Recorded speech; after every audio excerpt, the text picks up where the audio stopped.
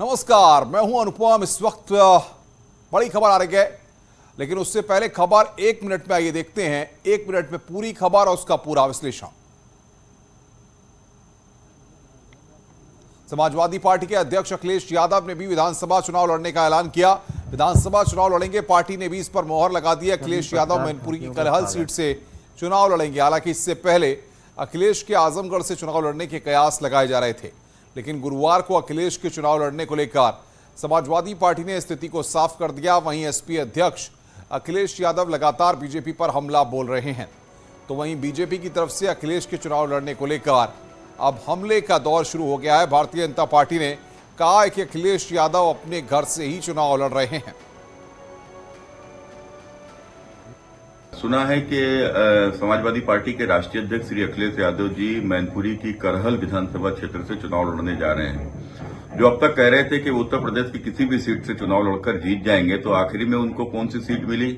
वह सीट जो जहां से उनके पिताजी लोकसभा के सांसद हैं और उन्हीं के अंतर्गत आने वाली करहल, जो कि एक इनकी जाति विशेष की बाहुल्य सीट है। तो ये आखिर डर नहीं है तो क्या है? जो योगी जी को घर में जाने पर जो योगी जी का डर बता रहे थे, आज उनको ये डर नहीं लग रहा है तो क्या है? उत्तराखंड विधानसभा चुनाव के लिए बीजेपी ने उम्मीदवारों की पहली लिस्ट जारी कर दी है। इसमें 59 उम्मीदवारों के नाम हैं। उत्तराखंड के सीएम पुष्कर सिंह धामी को खटीमा से चुनाव में उतारा गया है। खटीमा से पुष्कर सिंह धामी 2 बार विधायक रहे। वहीं बीजेपी के प्रदेश अध्यक्ष मदन कौशिक हरिद्वार से चुनाव लड़ेंगे। वहीं खानपुर विधानसभा सीट पर कुंवर प्रणव सिंह चैंपियन की जगह उनकी पत्नी कुंवर देवयानी को मैदान में उतारा गया है। सिंगर जुबिन नौटियाल के पिता रामशरण नौटियाल को भी बीजेपी ने चक्राता सीट से उम्मीदवार बनाया है। उत्तराखंड विधानसभा चुनाव में बीजेपी ने 59 में से 15 ब्राह्मण चेहरों और 3 बनिया चेहरों को टिकट दिया है। इसके अलावा 10 महिला उम्मीदवारों पर भरोसा जताया है और 10 विधायकों का टिकट काटा गया है। उम्मीदें हैं सर, पूरा पक्का उम्मीद है। हम 60 पार के जो लक्ष्य है वो हासिल कर रहे हैं। विधायक है, उनका टिकट काटा गया है सर, कैसे बागियों को मैनेज करेंगे? वो तो बदलाव हुआ है कुछ। तो सर अगर कोई बागी होते कैसे मैनेज करेंगे? तो सब मैनेज हो जाएगी। पार्टी डिसिप्लिन कार्यकर्ता है, सब जरूर हो जाएगा। यूपी विधानसभा चुनाव से पहले बीजेपी ने लगातार दूसरे दिन भी समाजवादी पार्टी में बड़ी सेंधमारी की। एसपी के संरक्षक मुलायम सिंह यादव के साड़ू और पूर्व विधायक प्रमोद गुप्ता बीजेपी में शामिल हो गए। इससे पहले मुलायम सिंह यादव की छोटी बहू अपर्णा यादव ने बुधवार को नई दिल्ली में बीजेपी की सदस्यता ली थी। मुलायम के रिश्तेदार प्रमोद गुप्ता ने बीजेपी में शामिल होते ही समाजवादी पार्टी पर निशाना साधा। ऐसा है, वहाँ निर्देश है कि मुलायम सिंह जी के जितने भी खास लोग हैं माननीय नेताजी के, उनसे किसी को मिलने नहीं दिया जाता। चाटकार लोग जिनको वो चाहते वो ही मिल सकता है, ऐसा जो ड्यूटी पे लोग तैनात उनसे कह दिया गया। वहीं अखिलेश ने पलटवार करते हुए कहा कि प्रमोद गुप्ता के आरोप निराधार हैं। बीजेपी परसेप्शन की लड़ाई हार रही है। जो आपकी पार्टी में शामिल हुए स्वामी प्रसाद मौर्य जी, कितना बड़ा जन समर्थन उनके पास। जिस तरीके से समाजवादी पार्टी ने दलों को जोड़ा है, तो जो परसेप्शन है उस परसेप्शन की लड़ाई में भारतीय जनता पार्टी हार गई। हम लोग आगे हैं, हम अपना मैनिफेस्टो रिलीज कर रहे हैं। आजाद समाज पार्टी के अध्यक्ष चंद्रशेखर ने ऐलान किया है कि वो पार्टी के कहने पर सीएम योगी आदित्यनाथ के खिलाफ गोरखपुर से चुनाव लड़ेंगे। वहीं आजाद समाज पार्टी अखिलेश यादव, शिवपाल यादव, ओपी राजभर और स्वामी प्रसाद मौर्य और जयंत चौधरी के खिलाफ कोई प्रत्याशी नहीं उतारेगी। मुख्यमंत्री तो जनता ने उन्हें बनाया था, ना तो उनका लिस्ट में नाम था, ना ही उनके चेहरे पे चुनाव लड़ा गया। वो तो बाद में भारतीय जनता पार्टी ने उनको मुख्यमंत्री बनाया। वो भी मेरे जैसे ही हैं। और मैं समझता हूँ 5 साल अगर सड़कों पे कोई लड़ा है उत्तर प्रदेश में बहुजन समाज के लिए, पिछड़ों के लिए, दलितों के लिए, मुसलमानों के लिए, अन्य धार्मिक अल्पसंख्यकों के लिए, तो वो चंद्रशेखर आजाद था। 5 साल भी लड़े हैं और अब भी लड़ेंगे और जीतेंगे। बीजेपी के वरिष्ठ नेता और सांसद शिव प्रताप शुक्ला ने कहा कि गोरखपुर में योगी का मुकाबला कोई नहीं कर पाएगा। और मुझे लगता है कि योगी आदित्यनाथ जी के नाम आने के बाद लोग ये सोच रहे होंगे कि हम मुकाबले में जाएं कि न जाएं। गोरखपुर की जनता आएगा कोई, लेकिन वह वोट योगी आदित्यनाथ जी को देगी, क्योंकि उन्होंने गोरखपुर में भी इतना विकास किया है। यूपी चुनाव में कांग्रेस के लड़की हूं लड़ सकती हूं अभियान की पोस्टर गर्ल प्रियंका मौर्य ने चुनाव से पहले बीजेपी का दामन थाम लिया। गुरुवार को मौर्य ने बीजेपी नेताओं की मौजूदगी में पार्टी की सदस्यता ली। दरअसल कांग्रेस ने उनको विधानसभा चुनाव के लिए टिकट नहीं दिया था। इसी वजह से प्रियंका नाराज थी और लगातार कांग्रेस पर निशाना साध रही हैं। कांग्रेस में एक स्लोगन तो दिया गया जो कि स्लोगन बन के ही रह गया, लड़की हूँ लड़ सकती हूँ। मैं साफ कहना चाहूँगी कि ये स्लोगन सिर्फ दिया गया है, महिलाओं की सिर्फ बात की गई है, महिलाओं को उनका अधिकार नहीं दिया गया है। उसका जीता जाता सबूत हूँ मैं, क्योंकि शक्ति विधान पे मुझे मेंशन किया गया, मेरे फेस का इस्तेमाल किया गया है ओबीसी वोट को अट्रैक्ट करने के लिए, महिलाओं को अट्रैक्ट करने के लिए, हमारा समाज जो है मौर्य शाह के कुशवाहा सैनी उनके वोट्स को अट्रैक्ट करने के लिए। जब बात आई टिकट देने की, अधिकार देने की, लड़ने की, तो मुझे वो अधिकार नहीं मिला जिसकी लड़ाई मैं आज इसलिए लड़ रही हूँ क्योंकि धोखा किया गया है हमारे साथ। उत्तर प्रदेश विधानसभा चुनाव के लिए कांग्रेस ने उम्मीदवारों की दूसरी लिस्ट जारी की। इस लिस्ट में कुल 41 उम्मीदवारों के नाम हैं, जिसमें 16 महिला उम्मीदवार भी शामिल हैं। पार्टी ने राष्ट्रीय प्रवक्ता रहे स्वर्गीय राजीव त्यागी की पत्नी संगीता त्यागी को साहिबाबाद से टिकट दिया है।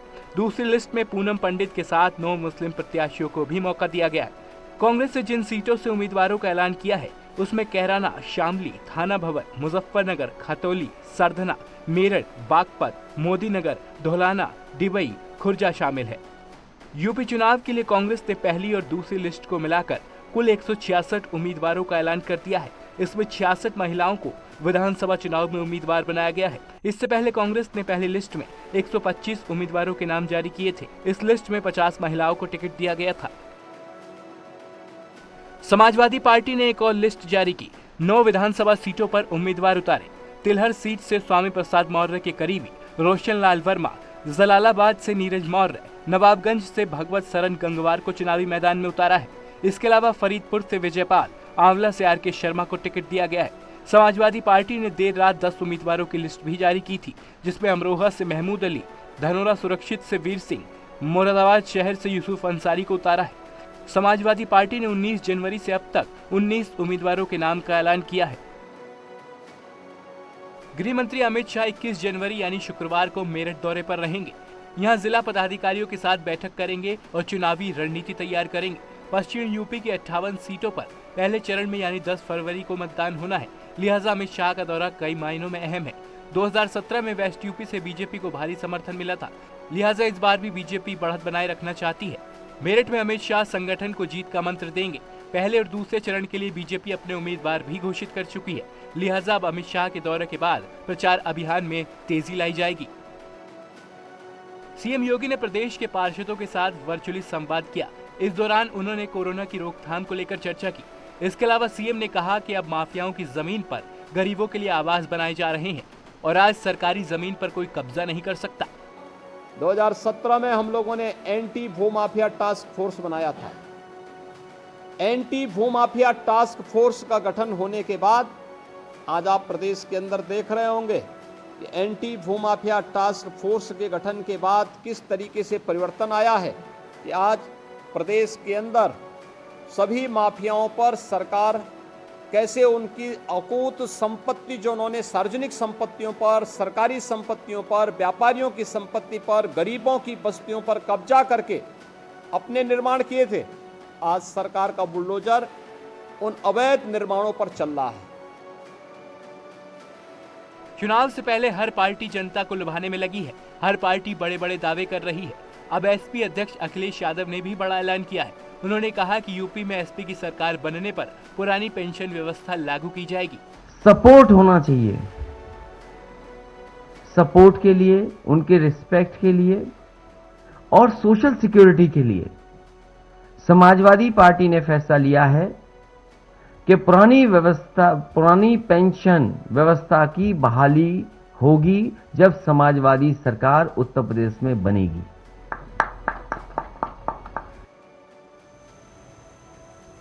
उत्तर प्रदेश के डिप्टी सीएम केशव प्रसाद मौर्य ने आज वर्चुअली सभा को संबोधित किया। सिराथू के बीजेपी कार्यकर्ताओं को संबोधित किया और चुनाव में पूरी शिद्दत के साथ जुटने की अपील की।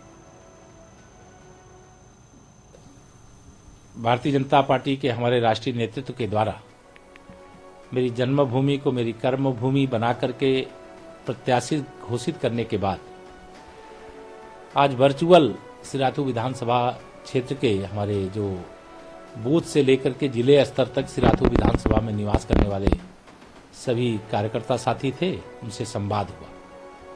मुझे बहुत प्रसन्नता है कि हमारे एक एक कार्यकर्ता उत्साह से लबरेज है। सिराथू विधानसभा क्षेत्र में कमल का फूल खिलेगा, उत्तर प्रदेश में कमल का फूल खिलेगा, लेकिन मुझे पूरा विश्वास है कि आज के संवाद और आज के कार्यक्रम के माध्यम से कि कार्यकर्ताओं में जबरदस्त जोश है। बीजेपी छोड़कर एसपी में आए स्वामी प्रसाद मौर्य ने कहा कि अपर्णा यादव को शामिल करके बीजेपी के फिर सत्ता पाने के मंसूबे पूरे नहीं होंगे। 10 मार्च को बीजेपी को सत्ता से बाहर जाना ही होगा। अपर्णा जी एक बड़े घर की बहू हैं, हम उनका सम्मान करते हैं, वो कहाँ गई कहाँ नहीं गई हैं, लेकिन भारतीय जनता पार्टी के हाथ कुछ आने वाला नहीं है। उनको 10 मार्च को उत्तर प्रदेश की गद्दी छोड़ना पड़ेगा। श्री अखिलेश यादव जी, संस्थापक राष्ट्रीय अध्यक्ष श्री मुलायम सिंह यादव जी, समाजवादी पार्टी का जनाधार इनके नाम से है, न कि किसी और के। इसलिए जनाधार रहेगा। किसी के आने जाने से जनाधार में एक भी वोट खिसकने वाला नहीं है। सर, मुख्यमंत्री ने बरेली में दरगाह आला हजरत खानदान की बहू ने अपने पूर्व ससुर मौलाना तौकीर रजा खान के कांग्रेस समर्थन पर सवाल उठाए। कहा, लड़की हूं, लड़ सकती हूं में प्रियंका वाड्रा को बहन मानते हुए वो समर्थन कर रहे अपने ही घर की बहू का कभी न्याय के लिए सहयोग नहीं दिया। मौलाना की ये सब ढकोसलेबाजी है। उन्होंने कभी महिलाओं का सम्मान नहीं किया। 3 तलाक जिसकी वजह से उनको कोर्ट के धक्के खाने पड़े, शिकायत करने के बाद भी कभी साथ नहीं दिया। देखिए, मेरा जो शादी हुई थी ये तौकीर मियाँ के बड़े भाई है अंजुम मियाँ, उनके बेटे से हुई थी और शादी के कुछ समय बाद ही मैं अपने घर आ गई थी और उसके बाद उन्होंने मुझे 3 तलाक दे दिया कोर्ट में। उसके बाद तब से ये विवाद चल रहा है और मैंने अभी रिसेंटली तौकीर मियाँ के कुछ इंटरव्यूज़ देखे और देखने में आए, पढ़ने में आए कि वो कह रहे हैं कि जो प्रियंका गांधी हैं वो एक लड़की हैं और लड़ सकती है, उनका नारा है, हम उनके बड़े भाई बन के उनका साथ देंगे। तो कभी उन्होंने अपने घर में नहीं देखा कि उनकी बहू जो कोर्ट के चक्कर काट रही है, जगह जगह जाके इंसाफ मांग रही है, कभी अपनी घर की बहू के साथ इंसाफ नहीं कर पाए तो वो बाकी लोगों के साथ कहाँ इंसाफ कर पाएंगे। वो सिर्फ एक तरीके से मुद्दा बना रहे हैं, लोग को बेवकूफ़ बना रहे हैं फिर से कि ऐसा है वैसा है। ऐसा कुछ नहीं है, वो सिर्फ और सिर्फ वोट काटने के लिए खड़े हुए हैं। फतेहपुर में 3 पुलिसकर्मियों का शराब के नशे में वीडियो सोशल मीडिया पर वायरल हो रहा है। इसमें 2 पुलिसकर्मी जमीन पर पड़े हुए हैं जबकि तीसरा पुलिसकर्मी उन्हें उठाने की कोशिश कर रहा है। वीडियो सामने आने के बाद एसपी ने 2 हेड कांस्टेबल समेत 3 पुलिसकर्मियों को निलंबित कर दिया। मामला सदर कोतवाली क्षेत्र के शादीपुर रेलवे नाके के पास का है। वायरल वीडियो की न्यूज़ 18 पुष्टि नहीं करता। आप कौन है? थाना कोतवाली के शादीपुर नाका रेलवे स्टेशन के पास थाना कोतवाली में नियुक्त हेड कांस्टेबल शिवनाथ चौधरी एवं 100 डायर में नियुक्त हेड कांस्टेबल सुनील कुमार द्वारा अमर्यादित आचरण किया गया, जिसके कारण आम जनमानस में पुलिस की चमचमन हुई तथा इसका वीडियो भी वायरल हुआ। इसको संज्ञान में लेते हुए पुलिस अधीक्षक महोदय द्वारा इन दोनों पुलिस कर्मचारियों को निलंबित कर दिया गया है तथा इनके विरुद्ध दंडात्मक कार्रवाई किए जाने हेतु प्रारंभिक जांच कराई जा रही है।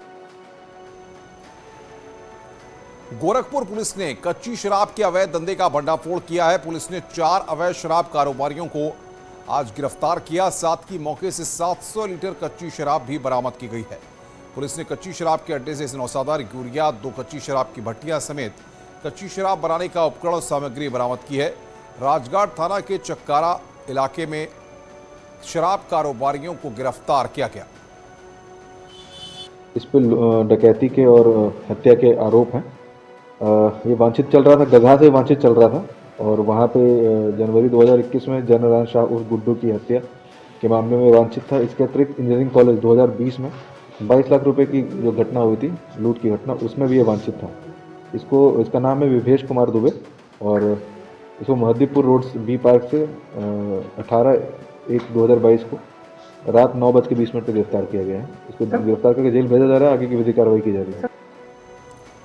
खबरें और भी हैं, फिलहाल उठें एक ब्रेक के लिए। ब्रेक के बाद जल्द हाजिर होते हैं।